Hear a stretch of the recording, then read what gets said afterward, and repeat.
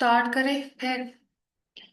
आज जो आपका टॉपिक है, जो हमने कवर करना है, that is going to be IELTS writing.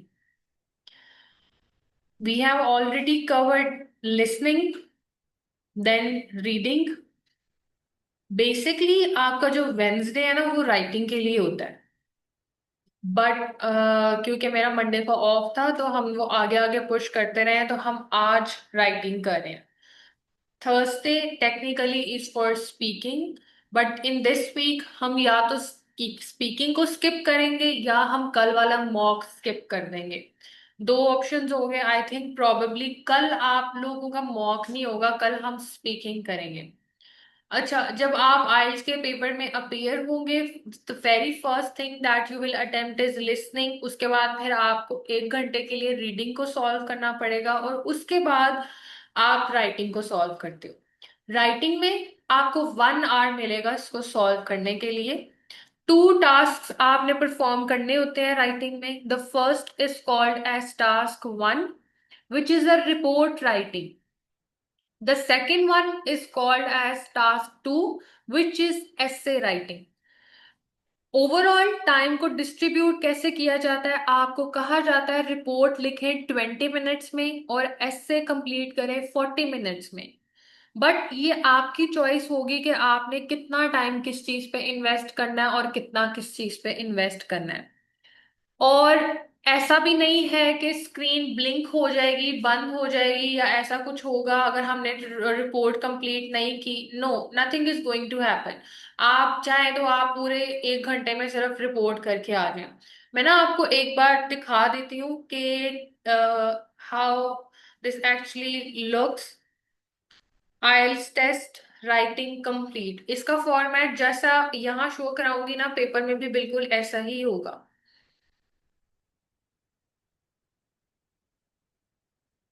This is for the new commerce. ये देखो, फुल टेस्ट है, ये राइटिंग का टेस्ट है। पेपर वाले दिन ये आपके सामने होगा, खुला होगा। This one is task 1, part 1 जिसे बोलते हैं। ये आपका पार्ट 1 का क्वेश्चन है। पार्ट 1 को कंप्लीट करने के लिए आपको 20 मिनट्स रिक्वायर होंगे। यहाँ टाइमर चल रहा होगा। आपने खुद ही टाइम कैलकुलेट करना है कि मेरे 20 मिनट हो गए, अब तक मुझे रिपोर्ट लिख लेनी चाहिए। जो आपकी इस साइड पे बॉक्स है, यहां आप अपना आंसर टाइप करोगे on the day of paper. ठीक है? जैसे आप आंसर टाइप कर रहे हो, नीचे ये वर्ड काउंट आ रहा है, नजर आ रहा है? Eyes should be on the screen. नीचे वर्ड काउंट होगा। ये पार्ट 1 है। साथ ही आप पार्ट 2 पे मूव कर जाएंगे। दिस इज एसे। ये आपका ऐसे का टॉपिक है। यहां आप अपना ऐसे लिखेंगे, ऐसे ही बॉक्स होगा, नीचे वर्ड काउंट आ रहा होगा। आप यहां से यहां, यहां से यहां मूव कर सकते हैं। आप पहले ऐसे स्टार्ट करना चाह रहे हैं, आप पहले ऐसे लिख लें। पहले रिपोर्ट करना चाह रहे हैं, आप पहले रिपोर्ट लिख लें। ठीक है? रिपोर्ट के कितने वर्ड काउंट्स होते हैं? रिपोर्ट में आपने 150 वर्ड्स लिखने होते हैं, and the best length is 190। ऐसे में आपने कितने वर्ड्स टाइप करने हैं? 250 words, and the best length is 290 words. इससे ज्यादा आपने एक्सीड नहीं करना। जब आप पेपर कर रहे होंगे, नीचे वर्ड काउंट आ रहा होगा, आपने उसको फोकस करना है। ठीक है? और साथ साथ देखते जाना है कि मैंने कितने वर्ड्स लिखे हैं।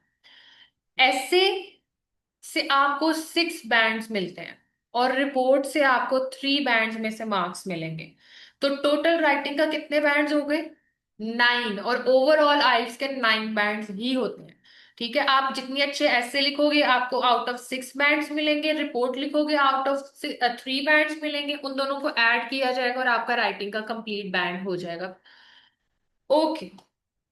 There are multiple types of essays. Maximum is 5 types. The first, opinion essay, agree disagree, जब हम हर रोज एक ऐसे की टाइप को कवर करते जाएंगे। आज जो हम करेंगे, that is going to be your opinion essay। ठीक है?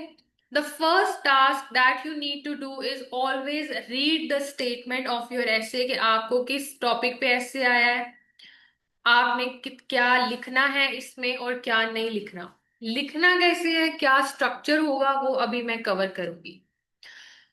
आपको पता कैसे चलेगा कि मुझे किस टाइप का essay आया है?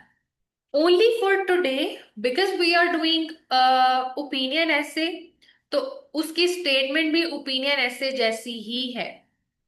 आपको पेपर में ऐसी कोई भी वर्डिंग आ रही है, आपने समझ जाना है कि ये ओपिनियन ऐसे और यहां मैंने अपना ओपिनियन देना है openly. School should stop using books for teaching children as they find them boring and use films, TV, and computer instead. To what extent do you agree and disagree? You can also call this type agree and disagree essay. Agree disagree ऐसे तो आपको सीधा पता चल जाता है कि ये अग्री डिसअग्री आया, क्योंकि question always gives you agree disagree ऐसे। आप इसको अग्री डिसअग्री ऐसे बोल लो, आप इसको ओपिनियन ऐसे बोल लो। देना तो आपने अपना ओपिनियन है ना कि मैं अग्री करता हूं या नहीं करता, या करती हूं नहीं करती। ठीक है, तो first task is to identify the type of essay कि मुझे ऐसे आया क्या है। उसके बाद द सेकेंड स्टेप इन ऐसे राइटिंग इज टू अंडरस्टैंड कि यार स्टेटमेंट क्या कह रही है और क्वेश्चन क्या कह रहा है ऐसे का।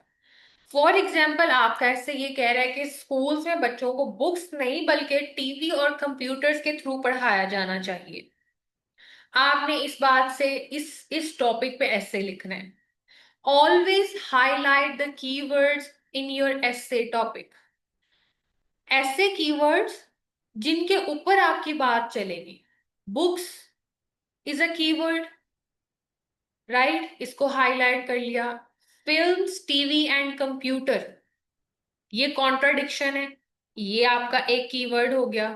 कीवर्ड्स हाईलाइट करने का पर्पस ये होता है कि आपको पता चल जाता है मैंने बात क्या क्या क्या क्या और किस टॉपिक पे मेजरली करनी है, और मैंने इन वर्ड्स को अच्छे से अपने ऐसे में यूटिलाइज करना है। अब आपका नेक्स्ट स्टेप होगा start writing essay. But before that we will plan our essay. आप अपने ऐसे को पहले प्लान करोगे, देन आप एग्जीक्यूट करोगे। To plan the essay we use a word power, where the word P means planning. Planning का मकसद क्या है, वो जो तुमने 250 वर्ड्स ऐसे में लिखने हैं ना, वो तुमने लिखने क्या है। And this is also a decision essay where you need to make a decision, either I agree or disagree। ये ऐसी बात है, तो प्लान करेंगे सबसे पहले कि आप डिसअग्री कर रहे हैं कि अग्री कर रहे हैं। What if I ask you guys कि आपको मैं कह रही हूं कि अब फिल्म और टीवीज यूज होने चाहिए स्कूल्स में, क्या आप लोग इस पॉइंट ऑफ व्यू से अग्री करते हो कि डिसअग्री करते हो? सोचें जरा। अग्री? यस।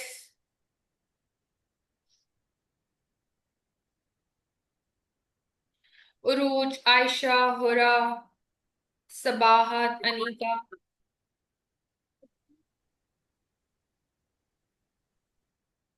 आपने कहा कि आप इस चीज से अग्री कर रहे हैं। अब ये पॉइंट यहां से आपका हमारे एक्सपेक्ट्स भी हम एग्री कर सकते हैं, कुछ इसके डिसएग्रीमेंट्स भी होंगे, but this is a point जो आपके ऐसे का कंटेंट डिसाइड करेगा।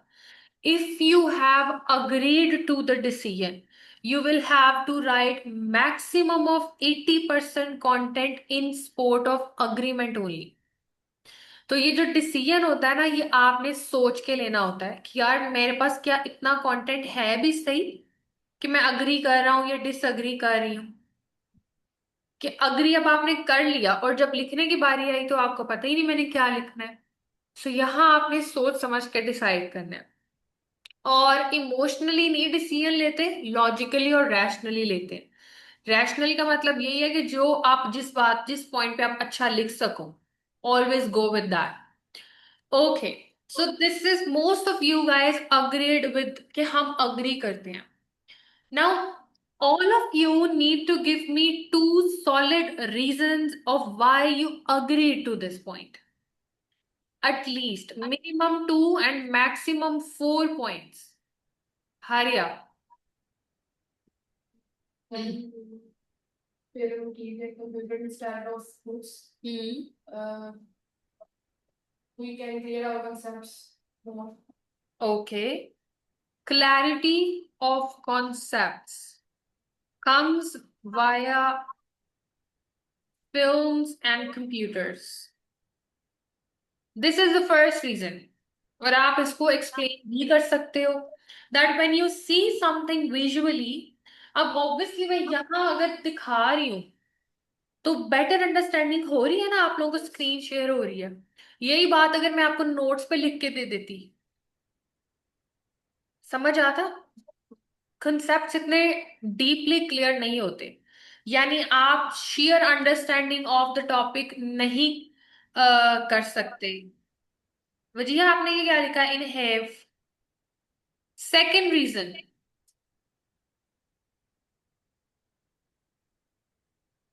मुझे ना सबकी इन्वॉल्वमेंट चाहिए इसमें। Okay, very good point. Variety of ideas, books have a limited content, right? ऐसे ही है। और ये पॉइंट आप खुद भी सोचेंगे, आपने हमेशा जब भी दिस जो अभी हम ये कर रहे हैं ना, ये इसको ब्रेनस्टॉर्मिंग कहते हैं। ब्रेनस्टॉर्मिंग जब आप करते हो, ऑलवेज लुक अराउंड। अगर आपको कोई बुक दी जा रही है तो उसमें बड़े लिमिटेड से आइडियाज हैं, और आइडियाज के अलावा you get only limited opinions और thoughts on some particular topic. जब आप यही चीज फिल्म्स या कंप्यूटर्स के थ्रू कन्वे कर रहे हैं, तो you can search out for multiple thoughts, you can have multiple school of thoughts. So यहाँ पे एक स्कूल ऑफ थॉट्स, आप एक वोकैबलरी भी साथ ही ऐड कर लें। मैं साथ में जो जो आपके माइंड में वोकैब आती जा रही है वो भी हम साथ साथ लिख रहे हैं। माहत, नेक्स्ट पॉइंट आप देंगे मुझे।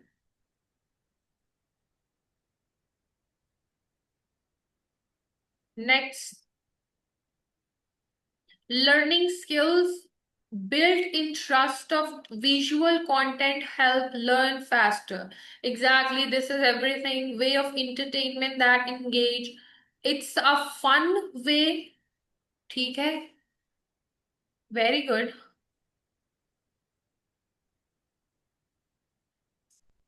improve learning skills, और इसमें आपने बाकी इसको एक्सप्लेन कर देना है इंटरटेनमेंट पॉइंट ऑफ व्यू से। जो विजुअल्स होते हैं दे ऑलवेज अट्रैक्ट चाइल्ड, ऐसा ही है। उसमें अगर विजुअल्स के साथ ऑडियो भी आप प्ले कर सकते हो, you can play videos and you can make the lesson a fun activity. इसके थ्रू, इसी के अंदर आप दूसरा पॉइंट ऐड कर दें कि इसी से आपके डिजिटल स्किल्स भी इंप्रूव होते हैं। अगर मैं आपको आज उन्होंने अगर आपका आइल्स कंप्यूटर बेस कर दिया और आपको सिखाया भी फिर कंप्यूटर बेस पे जाएगा, तो आप जो फर्स्ट डे आए थे आपकी टाइपिंग इतनी अच्छी नहीं थी, और आपको नहीं पता था how to search out for different websites, मैं किस तरह आइडियाज निकाल सकती हूँ, आपके डिजिटल स्किल्स इनहेंस हुए। And they also build an interest to learn more digital skills। आपको you are introduced to a new thing, you are introduced to a technology। बहुत सारे पॉइंट्स हैं इससे अग्री करने के। अगर आप मुझे और भी कोई पॉइंट्स देना चाह रहे हैं, यू कैन ऐड ऑन। जो आयशा एंड रुमैसा, अगर हम यही चीज कंप्यूटर और फिल्म्स के थ्रू कर रहे हैं, तो isn't it more convenient way of teaching rather carrying so many books, so many data, notes?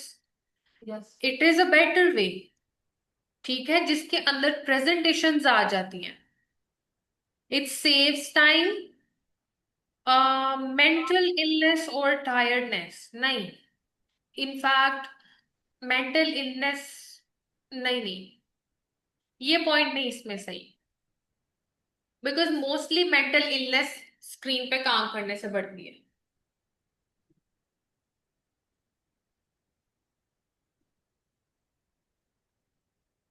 Reduce pressure, no,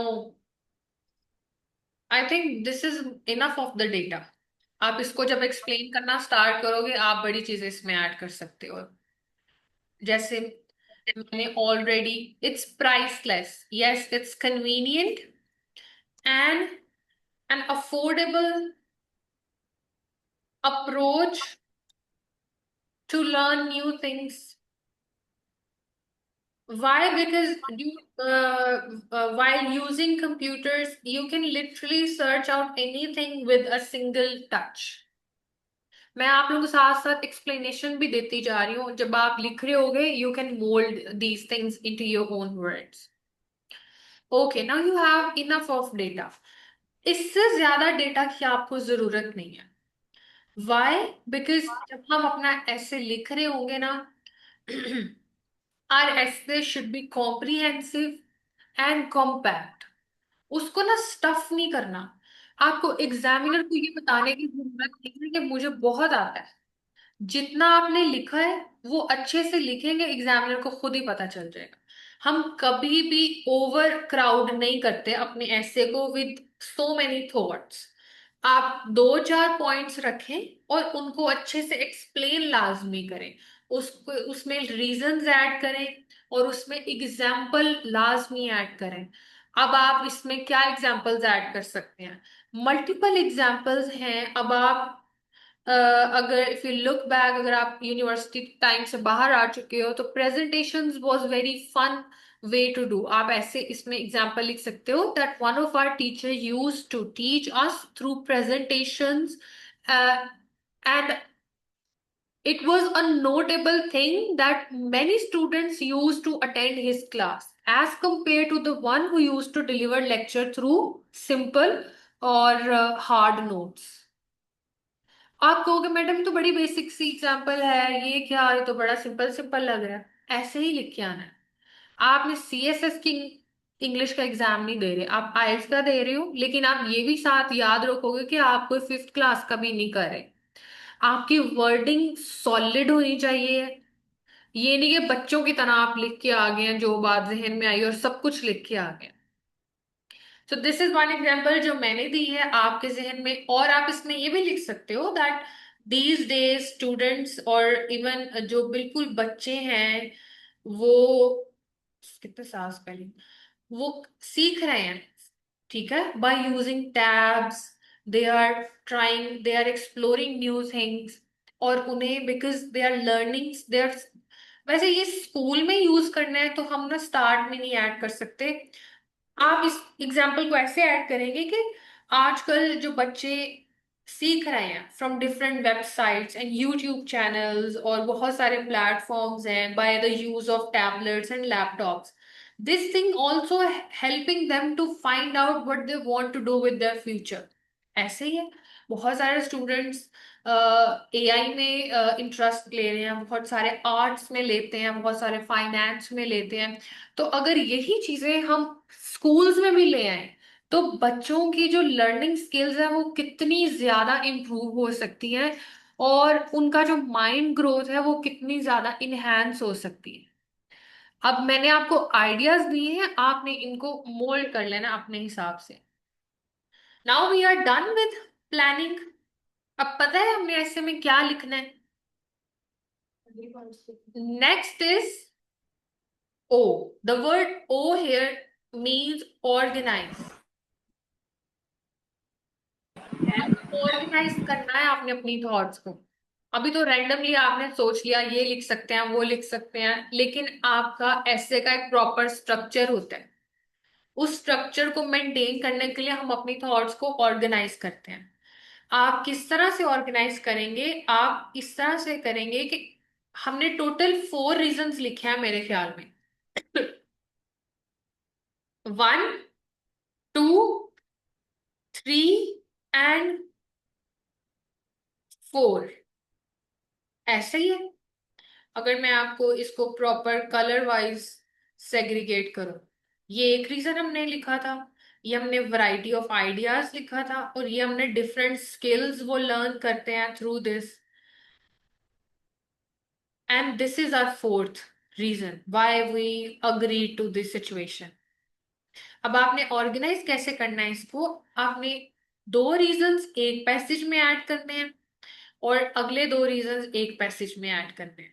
आपकी चॉइस है, आप जैसे मर्जी करें, और आपने उनको एक्सप्लेन करना है, और किन्हीं भी दो पैसेजेस में से आपने एक पैसेज में एग्जाम्पल ऐड करनी है। ठीक है, ये जो एग्जाम्पल अभी हमने डिस्कस की। Now next is W, you need to write, start writing your essay. After you're done with writing, you need to evaluate your essay.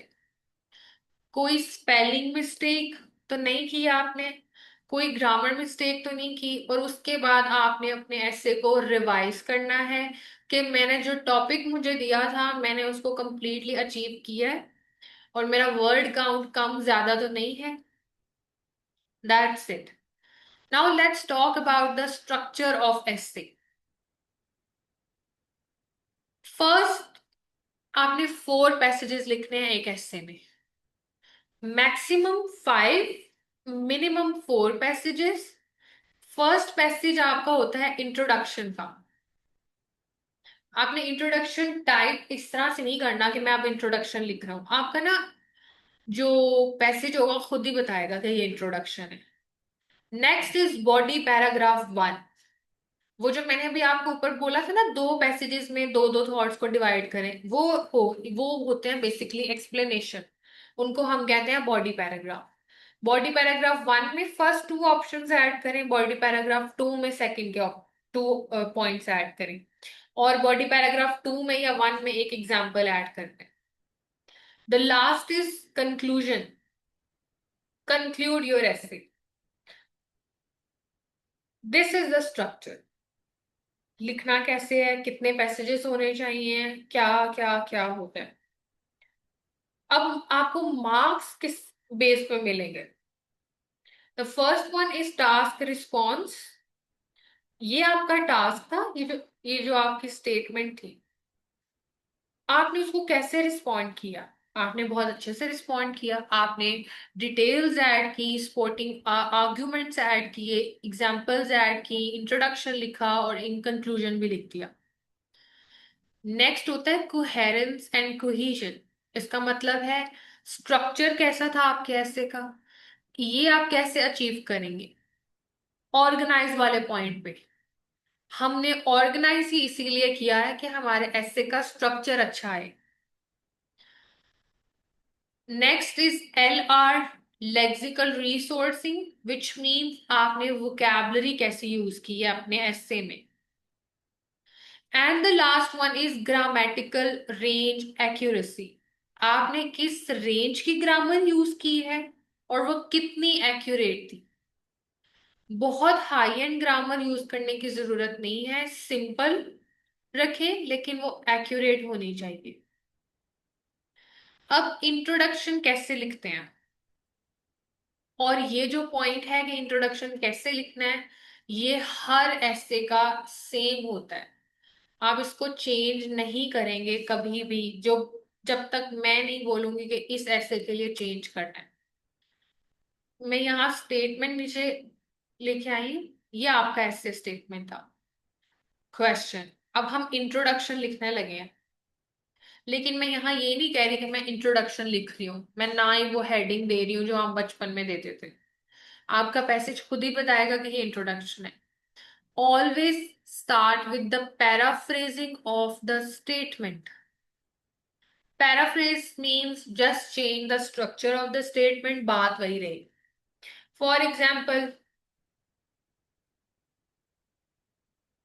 schools should stop using books for teaching children।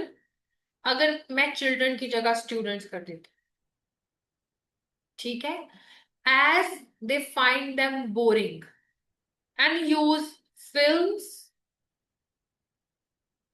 Television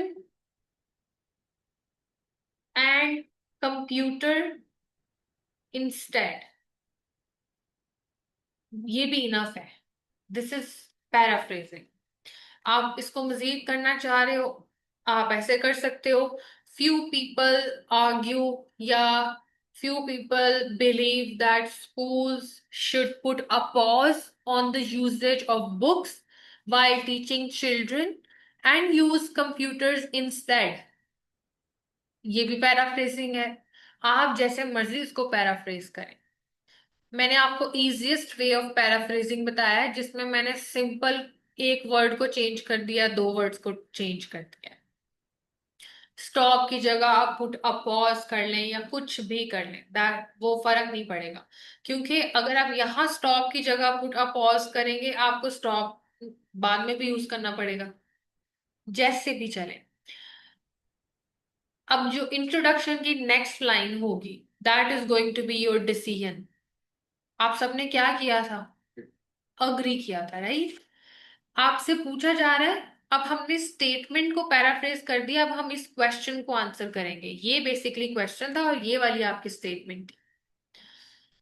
आप answer करोगे to what extent, because यहाँ पे उसने to what extent का मतलब क्या होता है? किस हद तक आप कर रहे हैं, तो हम उसे हद भी बताएंगे।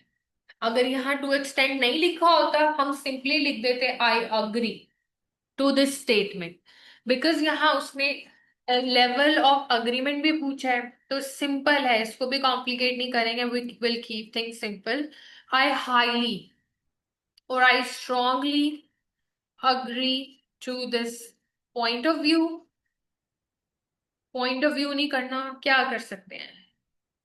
To this vision, to this notion, या to this statement. Statement, that's it. Third statement, second statement done. अब इंट्रोडक्शन की लास्ट लाइन रह गई है। ये वो लाइन है जहां आपने बताना है आप आगे ऐसे में क्या लिखेंगे। आप आगे ऐसे में अपने पॉइंट ऑफ व्यू को सपोर्ट करने वाले हैं ना, विद द पॉइंट्स जो हमने ऊपर डिस्कस किए थे। आप यहां लिख दें दिस ऐसे कंटेन्स, और आप सिंपली लिख दें आई विल डिस्कस दिस, या I will discuss my opinion with supporting ideas in upcoming paragraphs, in upcoming passages, or in this essay. Yes? हाँ, हाँ, अब हो गया कंप्लीट हमारा introduction. Introduction should be very compact and point to point and straightforward. Do not try to overplay. आप simple रखो इसको। Statement को पैराफ्रेज किया, आपने अपना ओपिनियन दिया, और आपने आगे बोल दिया कि मैं अपने ओपिनियन को स्पोर्टिंग आइडियाज के साथ। अच्छा, this is the basic level. अगर आप इसको एडवांस करना चाह रहे हो तो आप कर सकते हैं। आप वोकैबलरी डिफरेंट सॉर्ट की यूज कर सकते हैं। आप स्टेप बाय स्टेप करें।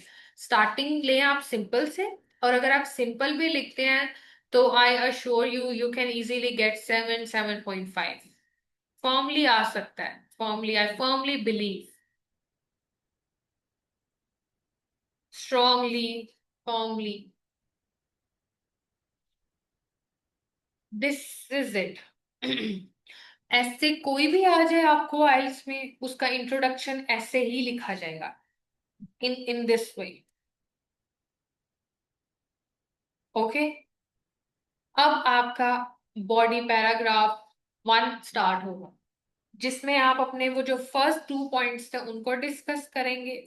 अपने बॉडी पैराग्राफ 2 में आप सेकंड जो आपके पॉइंट्स हैं उनको डिस्कस करेंगे, और ये आप लोग करेंगे, मैं नहीं करूँ। और उसके बाद आप कंक्लूजन दे देंगे। जब आपने अपने बॉडी पैराग्राफ्स को स्टार्ट करना है, तो to get marks in coherence and cohesion, for a proper structure, we use some words that are called as transitional words. Transition का मतलब है अब हम इंट्रोडक्शन से ट्रांसफर करके अपने बॉडी पैराग्राफ 1 में जा रहे हैं और एग्जामिनर को भी तो पता चले ना हम अपने बॉडी पैराग्राफ से स्टार्ट कर रहे हैं। तो अब हम लिख तो नहीं सकते बॉडी पैराग्राफ 1, तो हम क्या करेंगे, वो वर्ड्स यूज करेंगे जिसकी बेसिक सी एग्जांपल है फर्स्टली। किस जो भी आपने ऐसे लिखना है आप उसके अंदर यही कर सकते हैं।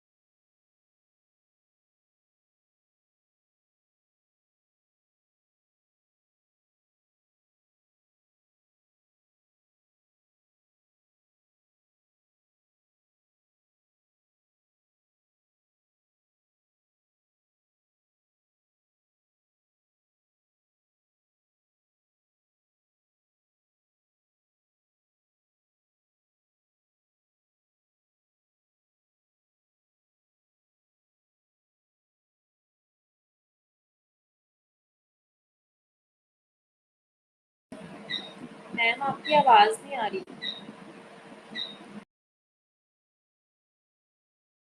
ऑडियो बंद की हुई। ओहो, ओके ओके, ठीक है, अंडरस्टूड। अब ये आपका फर्स्ट बॉडी पैसेज हो जाएगा और आगे आप खुद लिखोगे सारा और हम इसको चेक करेंगे। मैं आपको एक टाइम दूंगी और आपने उसके अंदर कंप्लीट करना है और फिर हम यहाँ पे ऑन द स्पॉट कोई एक दो एसेस को इवेल्युएट करेंगे। नेक्स्ट ट्रांजिशन, जब आप सेकंड बॉडी पैसेज में जाओगे तो क्या ट्रांजिशन ऐड करोगे? मोर ओवर, मतलब मैं अब तुम्हें मजीद इंफॉर्मेशन दे रही हूँ इसी टॉपिक पे। फर्दर मोर, अगर आपने फर्स्ट पैसेज की ट्रांजिशन वर्ड फर्स्टली यूज किया है तो आप फिर यहां सेकेंडली यूज करते हैं, right? Secondly,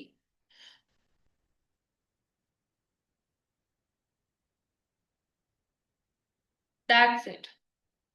Whenever you use transitional words, either in the start of the passage or in between the passage, you take care of punctuations. Transitional words के बाद लाजमी लाजमी लाजमी कॉमा आता है, and if you don't put it, that's a mistake. और transitional words होते हैं हाउ एवर भी होता है, and which is mostly use in between the sentence, इसके बाद आप कॉमा ऐड करेंगे। और बहुत सारे वर्ड्स होते हैं इसके बाद भी आप ऐड करेंगे, जो भी मैं अभी आपको ट्रांजिशनल वर्ड्स भी दिखाऊंगी। once you are done with the body passages, now the last one is conclusion. Again हम कैसे एग्जामिनर को बताएंगे कि we are writing the conclusion here? We will use another transitional words, that is similarly. Similarly भी आ सकता है, in addition भी आ सकता है, मोर ओवर, सेकेंडली, बिल्कुल सारा कुछ आ सकता है।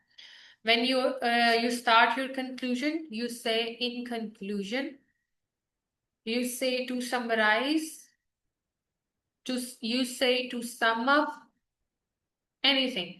And because this is a transitional word, you will put a comma after that. अच्छा, ये जो कॉमा होता है ना, ये भी ट्रांजिशन के लिए यूज होता है। यानी एक ही सेंटेंस में दो बातें कर रहे थे और एक बात खत्म करते करते आप सेकंड सेंटेंस स्टार्ट करने लग गए, तो वो ट्रांजिशन हुई। अब कुछ बच्चे बट भी ऐड करते हैं उन दो सेंटेंसेस के दरमियान, और वो बट के साथ कॉमा भी ऐड करते हैं। वो आपने नहीं करना, बिकॉज बट भी ट्रांजिशन के लिए यूज हो रहा है, कॉमा भी, तो आप डबल ट्रांजिशन नहीं ऐड कर सकते। या फिर बट लिखे या कॉमा ऐड करें। जैसे आप एंड भी ऐड करते हैं, तो एंड के साथ कॉमा करते हैं, ऐड नहीं करते।